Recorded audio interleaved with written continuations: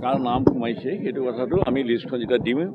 তেওঁলোকে গম পাব তেতিয়া সেইটোৱে কথা কৈছে আপুনি সৰ্বাধিক ভোটত আপুনি বিজয় সাব্যস্ত হৈছে 16টো হৈছে 21টো হৈছোঁ 16টো হৈছে আপুনি 21টো হৈছে কিন্তু এইবাৰ দিছপুৰ সমষ্টিত চৰ্চা চলিছে যে নতুনক হয়তো দিব পাৰে এনেকুৱা ধৰণৰ কথা বতৰাও দুই একে আৰম্ভ কৰিছে চৰ্চাটো চলিবই চলক তাক লৈ পেলাই মোৰ হেডেক তাক লৈ মোৰ কামনি হোৱা নাই নহয় মই ভাবোঁ যে এইটোতো চলিবই পলিটিকেল হেৰিত থাকেই সেইবোৰ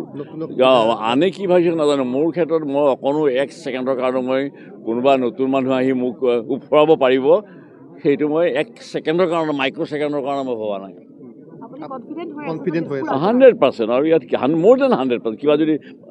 তেনেকৈ ক'ব পৰা কথা আছে মোৰ দেন 100% সেইটোৱেই পজিশ্যন মোৰ পজিশ্যনটো আৰু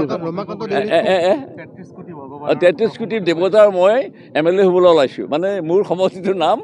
33 দিছপুৰ গতিকে মই সুবিধা পাই পেলাই 33 কোটি দেৱতাৰ হেৰিটো টানি আনিছোঁ হ'লনে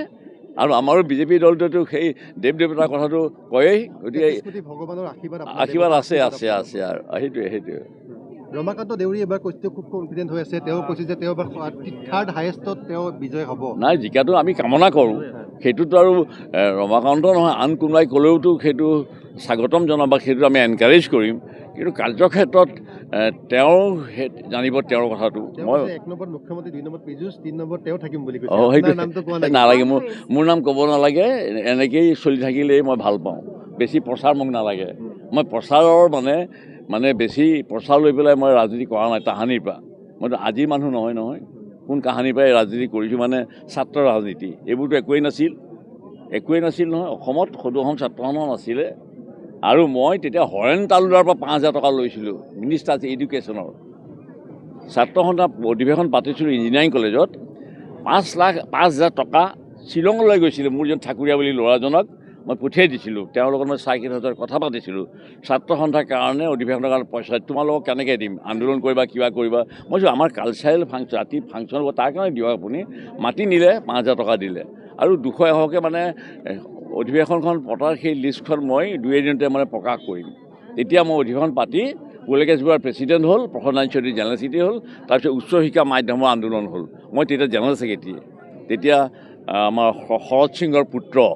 জয়ন্ত সিংহ তেওঁ মানে জেনেৰেল ছেক্ৰেটাৰী চাৰ্জ অফ বিদ্যাপীঠৰ গতিকে সেইবোৰ অতীত হ'লেওতো মই তেতিয়াবা যুঁজি আছোঁ নহয় আজিলৈকে 26ত গৌৰৱ গগৈ কৈছে যুঁজ এখন হ'ব কিন্তু সঁচাকৈ পাৰিব জানো তেওঁ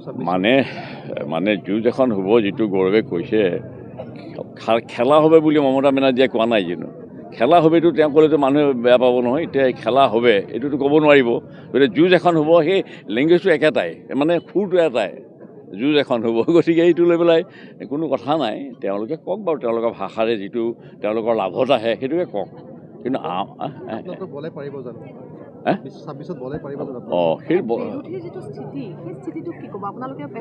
নহয় তেওঁলোকৰ ষ্ট্ৰং হ'লে আমি ভালেই পালোঁহেঁতেন কিন্তু দুৰ্বল হোৱাৰ কাৰণ এইটোৱেই যে তেওঁলোকৰ টিকেটৰ সময়ত গণ্ডগোলটো হ'ব তাৰমানে ধৰা হওক কোনোবা এটা ছিট খুব সহজে জিকিব পাৰে সেইটো যদি কংগ্ৰেছে সহযোগী দলক এৰি নিদিয়ে সেইটো সংঘাত নহ'ব জানো সেইটোৱে কথা এতিয়া আমাৰো দলতো এতিয়া এজিপিক ছিট যিকেইটা লাগিব দলে যদি এৰি নিদিয়ে একেবাৰে আমাৰ পৰা আঁতৰি নগ'লতো এটা তেওঁলোকৰ অসন্তুষ্টি থাকিব আমাৰ দলেতো এজিপিক লগা বিচৰা ছিটটোকেতো নিদিব নহয় আমাৰ দলৰ সেই এটা যিটো হেৰি আছে হেডকোৱাৰ্টাৰ আছে দিল্লীতে আছে গতিকে সেইকাৰণে আমাৰ দলৰ কথাটো অকণমান সুকীয়া হ'ব যিখিনি মানুহে টিকেট পাব সেইখিনি মানুহৰ টিকেট পোৱাৰ উপৰিও যিখিনি নাপাব সেই মানুহখিনিয়ে বিদ্ৰোহ কৰিলেও খুব এটা ক্ষতি নহয় তাৰমানে কাৰণ ভাৰতীয় জনতা পাৰ্টীৰ অসমত আজি সাংগঠনিকভাৱে যথেষ্ট শক্তিশালী হৈ গৈছে আৰু সেই শক্তিশালী হোৱাৰ কাৰণেতো এই নিযুত মইনা আৰু এই যে মহিলাৰ উদ্যমিতা আঁচনি এইবোৰে বহুখিনি ক্ষেত্ৰত আগুৱাই লৈ গৈছে দলটোক তাৰমানে এইখিনি মানুহ ছেল্ফ হেল্প গ্ৰুপ তেওঁলোকে ক'ভিডৰ সময়ত 2-3 কোটি টকা উপাৰ্জন কৰিছিলে এতিয়া সেই ছেল্ফ হেল্প গ্ৰুপবিলাকতো বিজেপি হৈয়ে লাগিব সিহঁতৰতো একোটা গোট আছে 10জনীয়া 12জনীয়া গতিকে গোটেই অসমৰ আজি যোৱাকালি প্ৰায় 25,000 মহিলাই পাইছে নহয় 10,000কৈ আকৌ তেওঁলোকে দুজনীয়া এজনীয়ে 25,000 পোৱাৰ আশাত ছাগলী কিনিলেই নহয় বুজা নাই 10,000 টকাত ছাগলী কিনিলেই দুজনীয়া এজনী মই খবৰ পোৱা মতে সেইটোৱে কাৰণে 25,000 পাব আকৌ 50,000 পাব 1 লাখ পাবগৈ আৰু লাষ্টত গৈ পেলাই আৰু সেইটোৱে কথা গোটৰ এবাৰ যিটো মাৰ্জিন আগতকৈ বাঢ়িবহে